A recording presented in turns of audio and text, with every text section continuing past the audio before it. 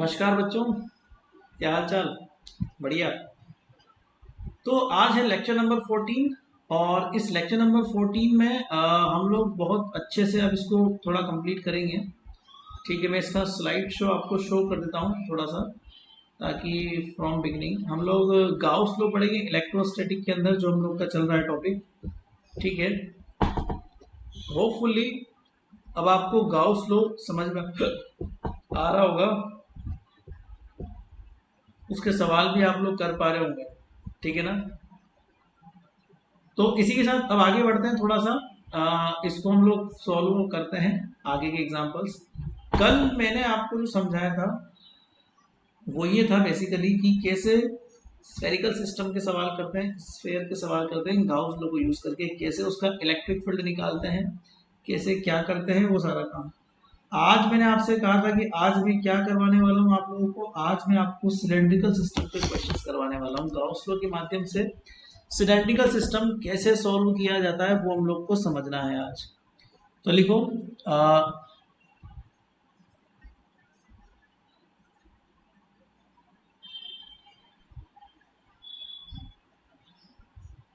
Okay.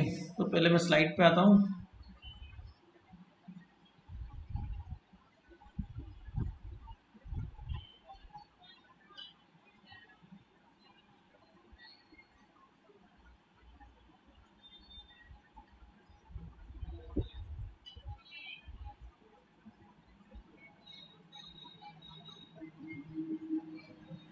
Just wait, slides are opening. तब तक मैं आपको बता दूं कि थोड़ा सा अगर आप लोगों ने समझा हो तो आई होप कि तुम्हें अब तो थोड़ा समझ में आ गया होगा कि स्लिट्स कैसे काटते हैं, स्लाइस कैसे यूज करते हैं, वो सब चीज़ें। तो सिलेंड्रिकल सिस्टम का ही आज खासा रोल प्ले होना है आपका। तो सिलेंड्रिकल सिस्टम के बारे में थोड़ा बहुत आपको नॉलेज होगा। तीन तरह के कोऑर्डिनेट होते हैं, रो, फाई, जेड।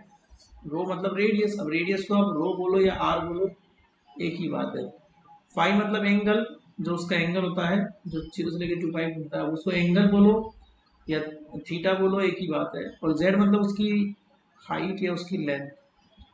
तो जो भी है वो लेंथ या हाइट से ही इशू होगा।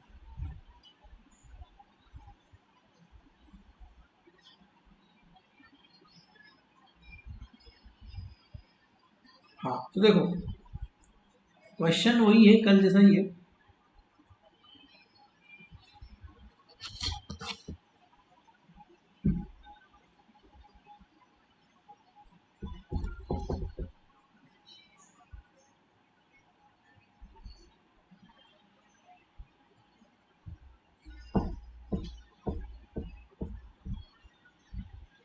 लिखो question number 7, calculate electric field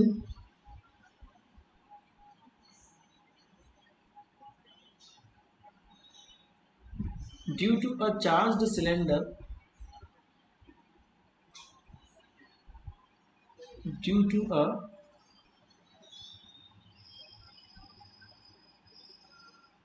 charged cylinder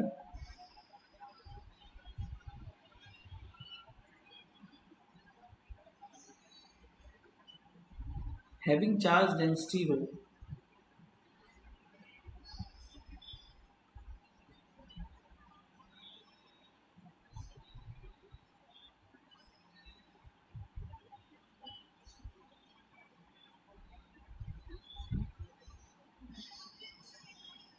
for all three cases, for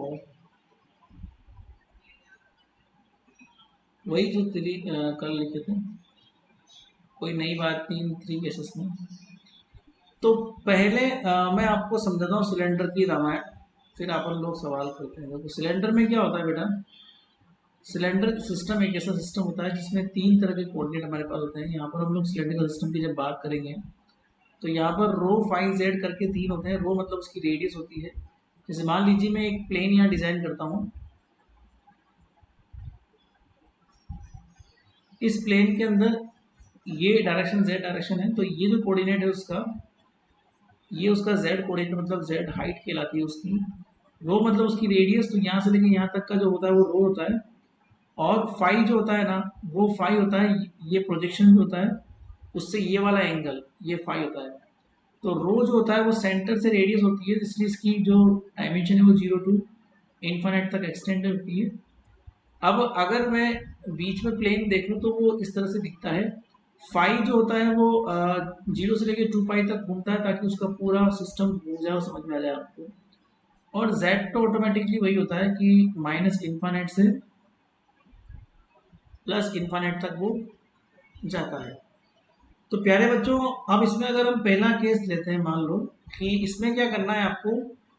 पहला है कि आर ग्रेटर देन आर, यहाँ पर R radius of the cylinder दे रखा है। सिलेंड्रिकल सिस्टम में जो डिस्प्लेसमेंट वेक्टर काम करता है ना, वो मैं आपको 3 कोऑर्डिनेट होते हैं ना। तो पहला कोऑर्डिनेट चेंज होगा अगर कोई पार्टिकल चेंज हुआ, दूसरा कोऑर्डिनेट चेंज होगा डी फाई अगर कोई पार्टिकल चेंज हुआ, और तीसरा कोऑर्डिनेट भी चेंज होगा अगर कोई पार्टिकल चेंज हुआ।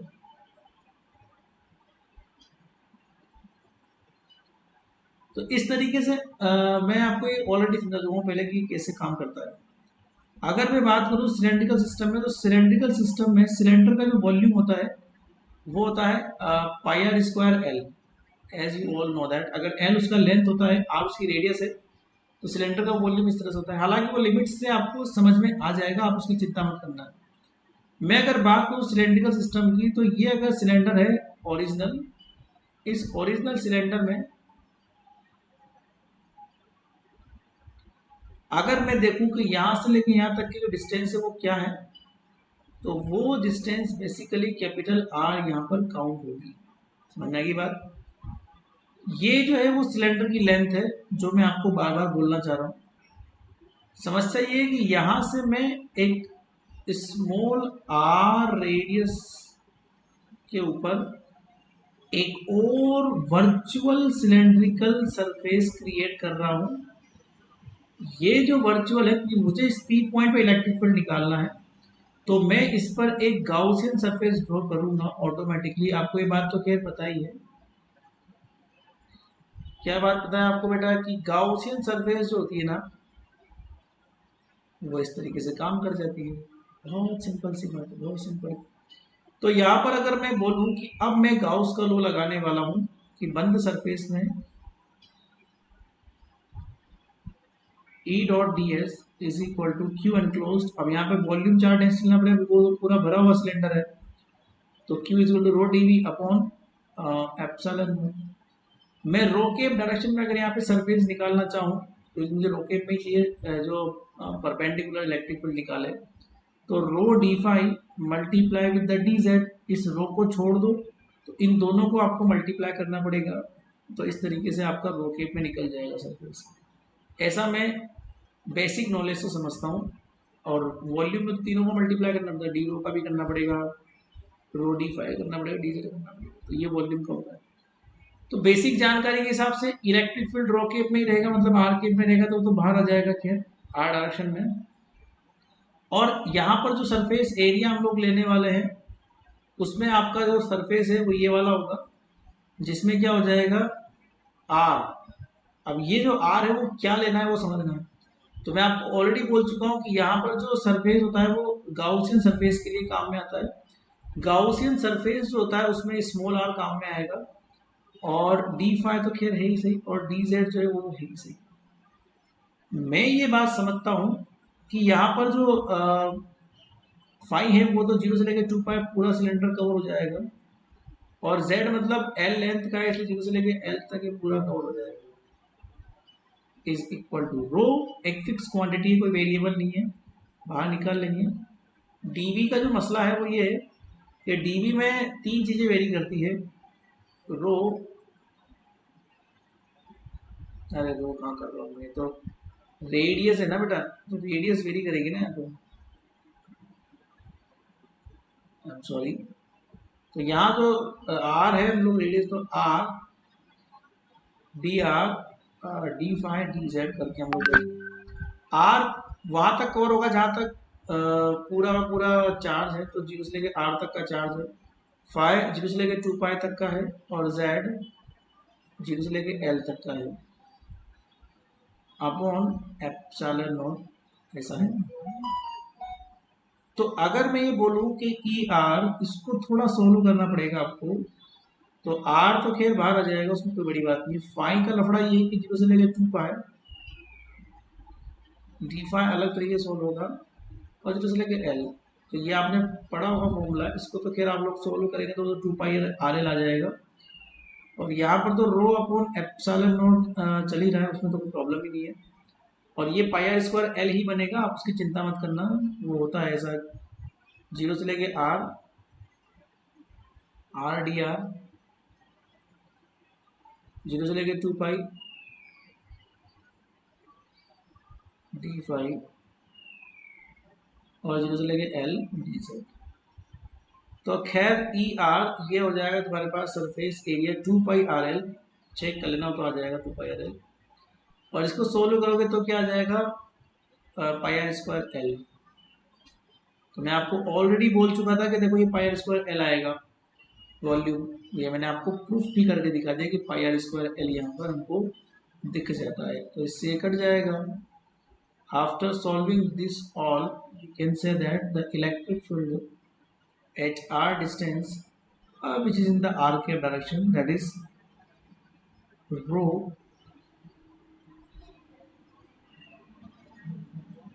r square upon 2 epsilon naught r which is in the r cube direction, that's it। तो ये रो में है इन टर्म्स ऑफ रो। अगर रो की वैल्यू पुट कर दोगे जो ऊपर लिखी हुई है, रो इज इक्वल टू क्या होता है, total charge upon total volume, that is pi are square l. ये अगर आपने पुट कर दी मान लो, तो इन टर्म्स ऑफ चार्ज रहेगा 2k Q upon r L. वो भी आप लोग लिख सकते हो जैसे आपकी इच्छा, के मतलब 1/4 पाई एप्सिलॉन नॉट, के वही है। अगर मैं r is equal to r पे निकालूं तो इसमें बहुत सिंपल सा लफड़ा है, कोई बड़ी बात नहीं है। आपको यहाँ पे आर की जगह आर रख देना है, यहाँ पे आर की जगह आर रख देना है, कोई बड़ी बात नहीं है। तो हमारे पास दूसरा केस ये बन जाता है कि अगर मैं आर की जगह आर रख दूंगा तो कौन सी बड़ी बात हो जाएगी ना। तो इस स्थिति में electric field at are distance निकल जाएगा, which is equal to rho r upon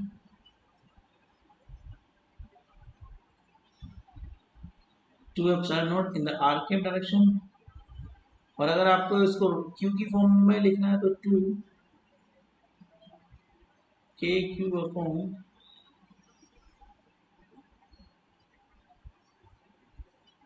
r l which is also in the r के डायरेक्शन।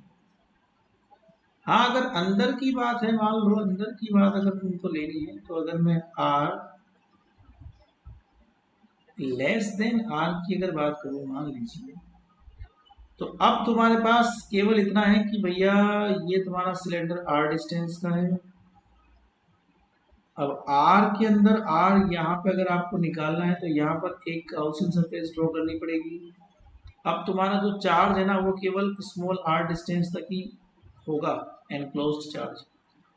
तो वही सेम फंडा हो जाएगा ई आर और 2 pi R L Gaussian surface का surface area is equal to rho, और यहाँ पर जो वॉल्यूम आएगा पाई आर स्क्वायर एल वो उस सिलेंडर का आएगा जहाँ तक चार्ज एनक्लोज्ड है, अपॉन एप्सिलॉन नॉट। बस खत्म काम, सोल्व कर लेना इसको, उसमें क्या दिक्कत है। तो हमारे पास जो ई आर होगा वो fundamentally rho r upon 2 epsilon not r cap करके आ जाएगा। और इसी के साथ अगर इन टर्म्स ऑफ क्यू निकालोगे तो इन टर्म्स ऑफ क्यू भी निकल जाएगा, तो 2k q r upon r square l. तो क्यू मतलब बड़ा क्यू लिख दो, छोटा क्यू लिख दो, एक ही बात है, बाद में देखना है बड़ा और छोटा क्यू। तो क्यू की टर्म्स में आ गया, छोटा क्यू लिखो बड़ा क्यू लिखो, वो क्यू है, ठीक है, वो मैं क्यू कर देता हूँ। तो अगर मैं ऐसे बोलूँ कि जब हम लोग आर ग्रेटर देन आर पे थे तो यहाँ पे electric field is proportional to 1/r था। जब इक्वल पे आए तो यहाँ पर कांस्टेंट है, E is independent from R, और जब यहाँ पर है तो E is proportional to r. तो अगर मैं तुमसे बोलूं कि बच्चों एक ग्राफ प्लॉट कर सकते हो कि आप इलेक्ट्रिक फील्ड का आर के रिस्पेक्ट में इन ऑल सी रीजन, तो प्रोपोर्शनल वाला तो ये तो आर लेस देन आर वाला हो जाएगा हिस्सा, ये हमारे पास आर है, तो यहाँ तो बढ़िया ग्राफ आएगा, फिर यहाँ कांस्टेंट है, फिर ये इन्वर्सली प्रोपोर्शनल वाला ग्राफ यहाँ पर क्रिएट हो जाएगा। समझ में आ गई बात? इसे हम बोल सकते हैं। ऐसा ही सेम क्वेश्चन मैं अब आपको देता हूं करने के लिए, आप लोग कर सकते हो, कोई बड़ी बात नहीं। इसमें अब मैं रो को वेरी करवा दूंगा। सेम क्वेश्चन है, सेम जैसे कल हम लोगों ने सिलेंडर के लिए, सॉरी स्फेयर के लिए रो को वेरी करवाया था, ठीक वैसे ही आज भी हम रो को वेरी करवा सकते हैं। जितने सवाल आप लोगों ने स्फेयर में किए थे उतने ही सवाल आप सिलेंडर में कर लोगे तो कोई बड़ी बात नहीं है। आपको कंसेप्ट याद रखना है, सेम कॉन्सेप्ट पे ही सवाल सारे चलने वाले हैं, सेम कॉन्सेप्ट पे सब सवाल होंगे। तो अगला सवाल लिखो, वेरिएबल चार्ज डेंसिटी का सवाल है, कल भी हम लोगों ने किया था वैसे सवाल है। Along cylinder, question number 8,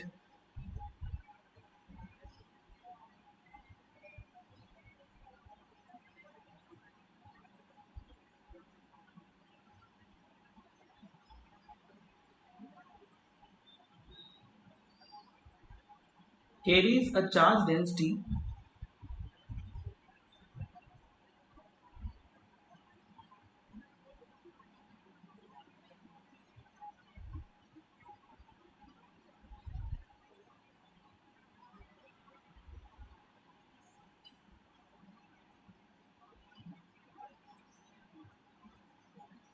that is proportional to the distance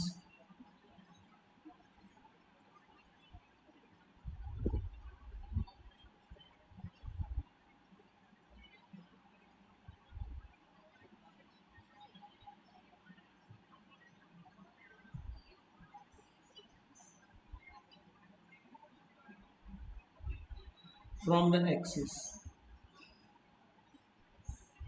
from the axis मतलब रो प्रोपोर्शनल टू आर, या फिर आप बोल दो रो इज इक्वल टू के आर, के मतलब कोई कांस्टेंट है, फॉर सम कांस्टेंट के, फॉर सम कांस्टेंट के, find the electric field intensity,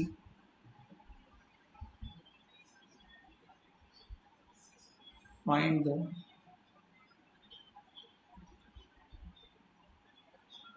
electric field intensity, intensity material intensity inside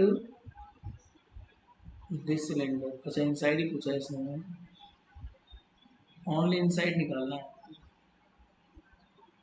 inside the cylinder.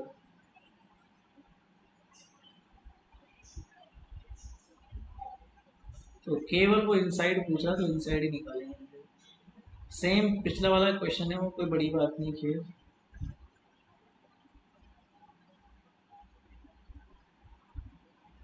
समझना, इलेक्ट्रिक फील्ड है, आर डायरेक्शन में है, कोई बड़ी बात नहीं है, तो कोई अंदर की तरफ तो निकालना है।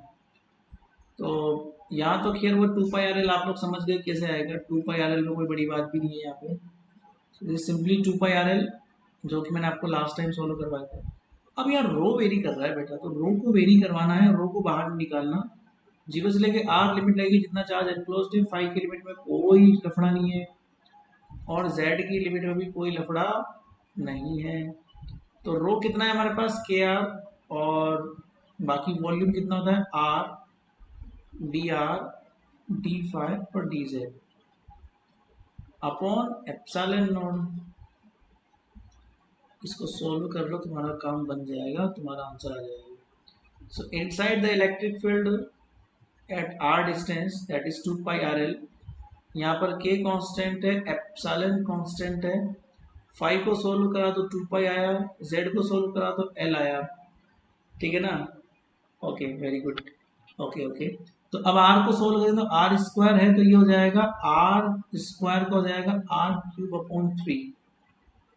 तो 2 पाई से 2 पाई गया, आर से ये आर गया तो ये 2 बार गया, तो ठीक है। तो ये कितना बच गया हमारे पास, electric field at are distance in the vector quantity. ये तो सिंपल सी बात है, ये हो जाएगा के बचेगा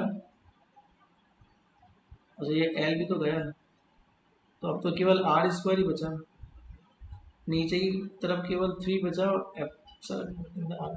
बस ये तुम्हारा answer.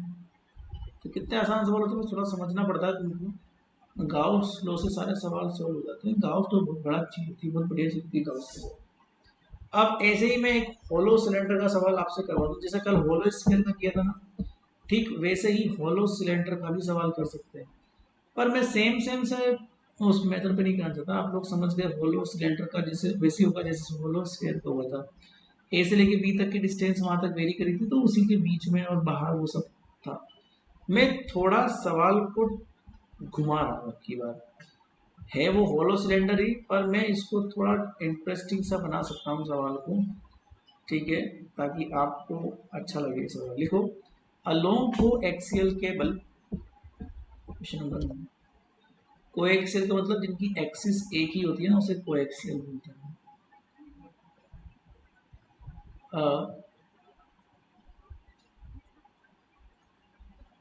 Long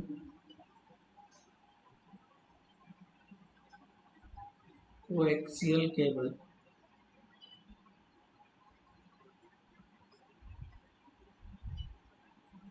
carries a volume charge density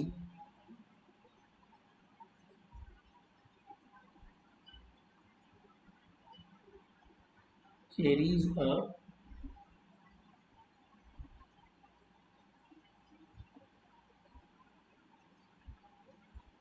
volume charge density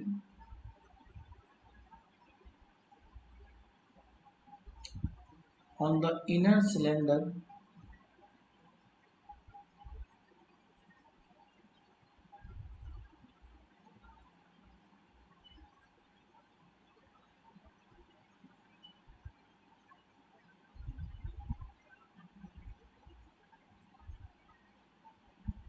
coaxial का दो सिलेंडर होंगे and a uniform surface charge density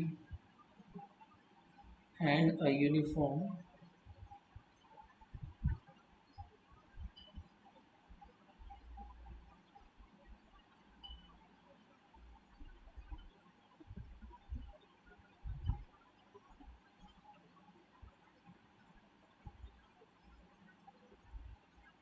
surface charge density on the outer cylindrical shell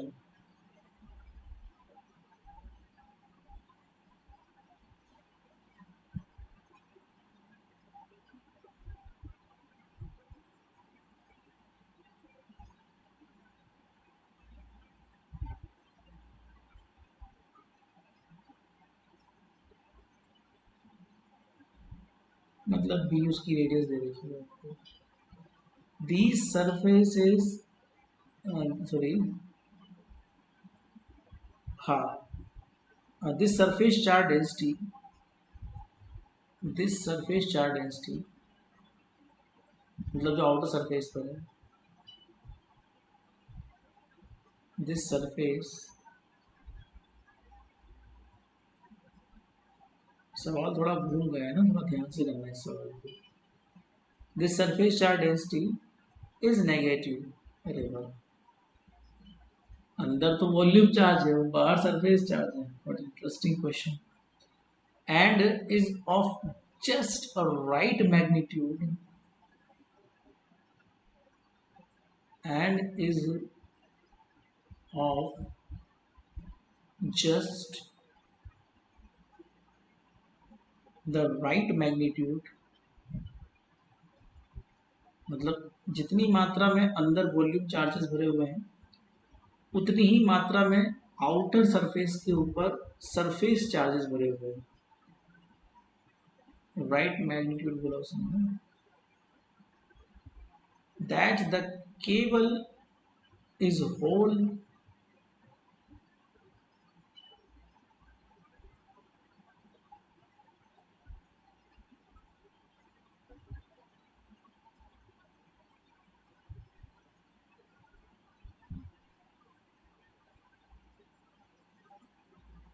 is electrically neutral. Obvious सी बात है, जितना ऊपर नेगेटिव चार्ज है surface पे उतना ही, अगर अंदर वॉल्यूम चार्ज है बाकी मात्रा सेम है तो नेगेटिव पॉजिटिव चार्जेस तो सेम हो गए ना, तो वो इलेक्ट्रिकली न्यूट्रली तो हुई। मैं आपको एक डायग्राम के माध्यम से समझाता हूँ। देखो बच्चों, ऐसे बोल रहा है कोएक्सियल केबल है। कोएक्सियल का मतलब केबल के अंदर क्या होता है बेटा, आप लोगों ने कभी फाइबर के वायर देखे हो तो उस फाइबर के वायर में ना एक सिलेंडर के अंदर दूसरा सिलेंडर भरा होता है। तो ये एक सिलेंडर है और ये उसके अंदर दूसरा सिलेंडर है, इसी को कोएक्सियल, इनकी एक्सिस सेम है ना, इसलिए इसको कोएक्सियल बोल देते हैं। तो इनकी एक्सिस सेम है, इसको कोएक्सियल बोल दिया इसको। अब यहाँ पे ना समस्या ऐसा कुछ खास बड़ी नहीं है। यहाँ पे हम ये बात बोल सकते हैं कि इनर जो रेडियस है उसकी ए है, और जो आउटर रेडियस है मतलब यहाँ से लेकर यहाँ तक की वो है पी। अंदर भरे हुए हैं वॉल्यूम चार्जेस और बाहर भरे हुए सरफेस चार्जेस। मतलब यहाँ तो प्लस चल रहा है, हाँ, तो यहाँ तो है प्लस रो और यहाँ है सरफेस पर माइनस सिग्मा। दोनों का मैग्नीट्यूड सेम है बेटा। इसका मतलब दोनों को अगर प्लस करेंगे चार्ज की मात्रा को तो दोनों इलेक्ट्रिकली क्या हो जाएंगे, न्यूट्रल। ऐसा वो सवाल बोलना चाह रहा है। आगे सवाल है, find the electric field in each of the three regions.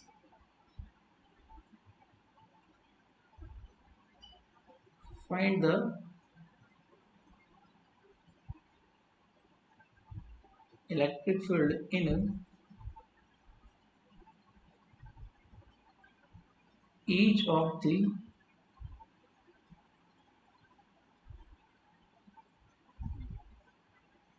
three regions। समझाते हैं कौन कौन से रीजन की बात चल रही है ना। नंबर वन,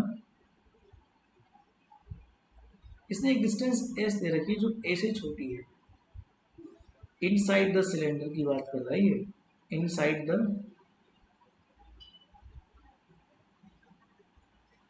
सोचो थोड़ा सा, आप सोचो फिर बाकी तो मैं बताऊंगा से। बी है बिटवीन द बोथ सिलेंडर्स, मतलब बिटवीन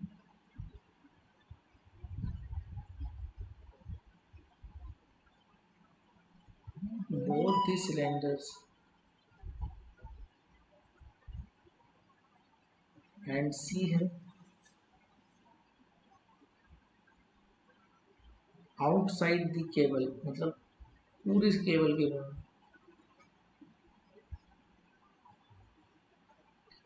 खैर आप समझ गए होंगे। अब मुझे क्या बनानी पड़ेगी, गाउसियन सरफेस बनानी पड़ेगी। तीनों रीजन में निकालना है तो मुझे गाउसियन सरफेस तो हर रीजन में ड्रॉ करनी पड़ेगी।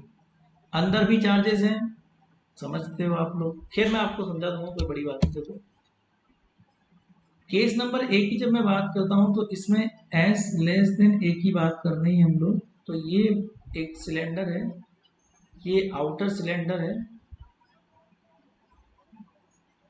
ऐसा मैं केबल बना देता हूँ।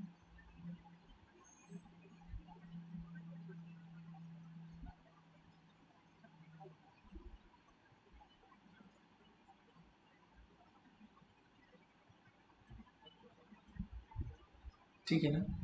यहाँ पर हम बीच में एक ये एक्सिस है, को एक्सिस, इनकी एक्सिस सेम है। यहाँ पर मुझे निकालना है एस डिस्टेंस पे, तो यहाँ पर एक वर्चुअल एक सिलेंडर मैं ड्रॉ कर रहा हूँ। ठीक है, तो अब जो मैं गाउस लॉ लगाऊं, अंदर चार्जेस तो है ही सही, वॉल्यूम तो पूरा भरा हुआ है चार्जेस से, तो अंदर तो खैर इतना चार्ज हमारे पास गाउसियन सरफेस पकड़ेगा, इतना चार्ज गाउसियन सरफेस पकड़ेगा। तो मैं ई निकालता हूँ एस डिस्टेंस पे, तो गाउसियन सरफेस का surface A 2 pi S L. अच्छा, सिलेंडर की लेंथ कितनी दे रखी है आपको?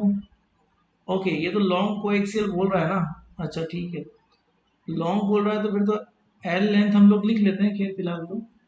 बट लॉन्ग है इसलिए एल की वैल्यू इन्फिनिट तक जानी पड़ेगी इसको लेके, बराबर रो, क्योंकि वो अंदर तो रो भरा हुआ है ना। और 2 pi sorry pi S square upon pi S square L हो गया ना।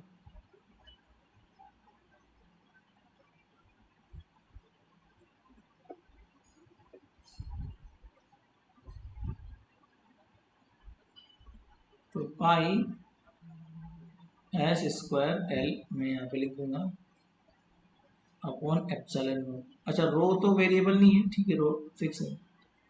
तो खैर इसको सोल्व कर लीजिएगा आप, एल से एल कट जाएगा, वो तो इन्फिनिट से कोई फर्क नहीं पड़ा, पाई से पाई कट गया, एस से एस कट गया। So electric field at the S distance, वो बची रो और ये बचा S upon 2 epsilon not in the S के डायरेक्शन। अब बी केस लेते हैं। बी केस में जो एस है वो दोनों के बीच का है, मतलब कि ये सिलेंडर और ये छोटा सिलेंडर,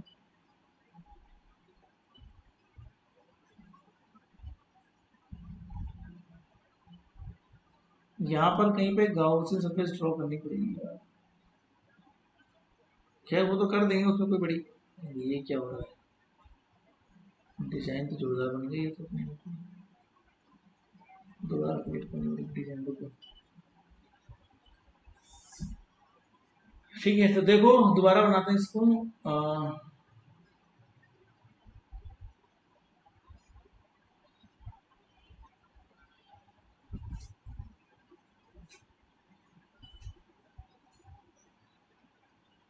तो यहाँ पे बाहर कहीं मुझे इसके बाहर एक ड्रॉ करना पड़ेगा वर्चुअल सिलेंडर, जो कि गाउसियन सरफेस को रिप्रेजेंट करेगा, ठीक है। और बाकी आउटर सरफेस तो खैर है ही सही, ये आउटर सरफेस है। तो ये गाउसियन सरफेस में कितना चार्ज एनक्लोज कर रखा है, ये पूरा वॉल्यूम चार्ज उसमें एनक्लोज कर रखा है। तो मैं कोई बड़ी बात नहीं करूँगा, सिंपल सी बात है कि यहाँ पर गाउसियन सरफेस का सरफेस एरिया आएगा जो कि है 2 पाई एस एल, और यहाँ पर जो आएगा रो, क्योंकि अंदर तो वॉल्यूम दो ही है ना, और पाई ए स्क्वायर एल, क्योंकि रेडियस अंदर ए है, inner radius, upon epsilon not, ठीक है। तो मैं ऐसे बोलूँगा कि पाई से पाई गया, एल से एल गया, तो अब की बार जो ई एस रहेगा बीच में, rho A square 2 epsilon naught S in the escape direction. Simple सी बात है, ये तो क्या है, सिंपल सा फंडा है। अगर मैं तीसरा केस लूँ, मान लो सी नंबर का, आउटर द सरफेस, तो बाहर में अगर गाउसियन सरफेस ड्रॉ करूंगा बेटा, तो ये मतलब अंदर गाउसियन सरफेस ने कितना चार्ज एनक्लोज कर रखा है, जीरो। क्यों जीरो, क्योंकि माइनस सिग्मा यहाँ पर है, प्लस रो यहाँ पर है, और ये इलेक्ट्रिकली न्यूट्रल है, तो माइनस सिग्मा चार्ज जितना होगा उतनी ही मात्रा में प्लस रो चार्ज भी होगा, और इनका मैग्नीट्यूड सेम है, इसलिए दोनों चार्ज एक दूसरे को कैंसिल आउट कर देंगे। तो गाउसियन सरफेस आउटर की हिस्से में अंदर कोई भी चार्ज एनक्लोज नहीं करेगा, इसलिए इलेक्ट्रिक फील्ड क्या आ जाएगा, उसके हिस्से में जीरो आ जाएगा। इलेक्ट्रिक फील्ड कितना आ जाएगा उसके हिस्से में, जीरो यहाँ पर ट्रीट होगा। तो कितना आसान है ना बेटा, जितना चार्ज उसने आउटर सरफेस पर रखा है उतना ही चार्ज इनर सरफेस पर रखा है, और दोनों चार्जेस का हिस्सा समान होने की वजह से हम इसको बोल सकते हैं जीरो चार्ज उसने एनक्लोज्ड कर रखा है। So it's a very easy question ना। अब ऐसे ही एक और इंटरेस्टिंग सवाल मैं आपको कराता हूँ स्फेरिकल सिस्टम के लिए। क्वेश्चन नंबर करते हैं अगला 10 नंबर है।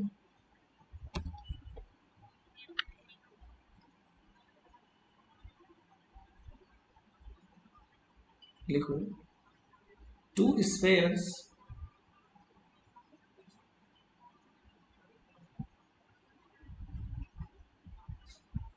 each of radius r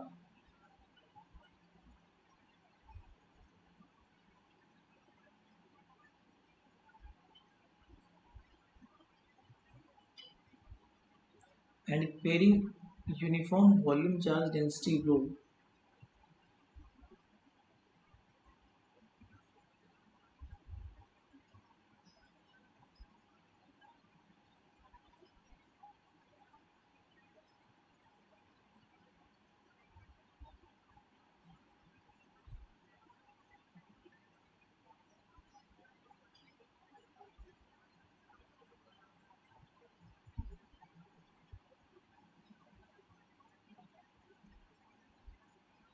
and minus rho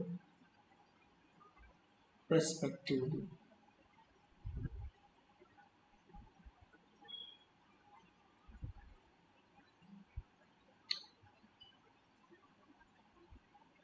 Are placed so that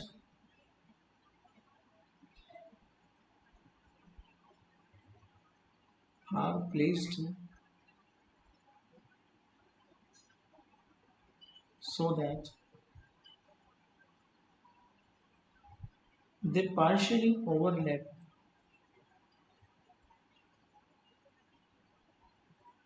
They partially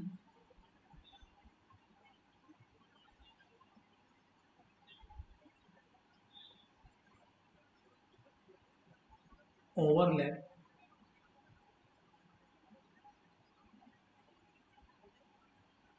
Call the vector from the positive center to negative center.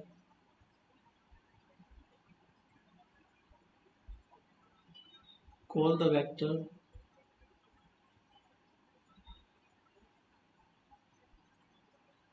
from the positive center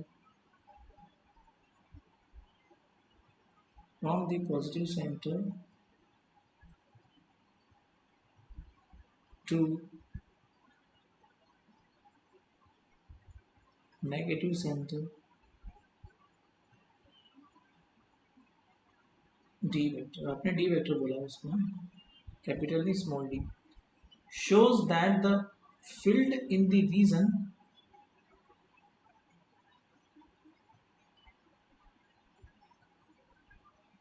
shows that the field in the region of overlap is constant. Of overlap समझाते हैं.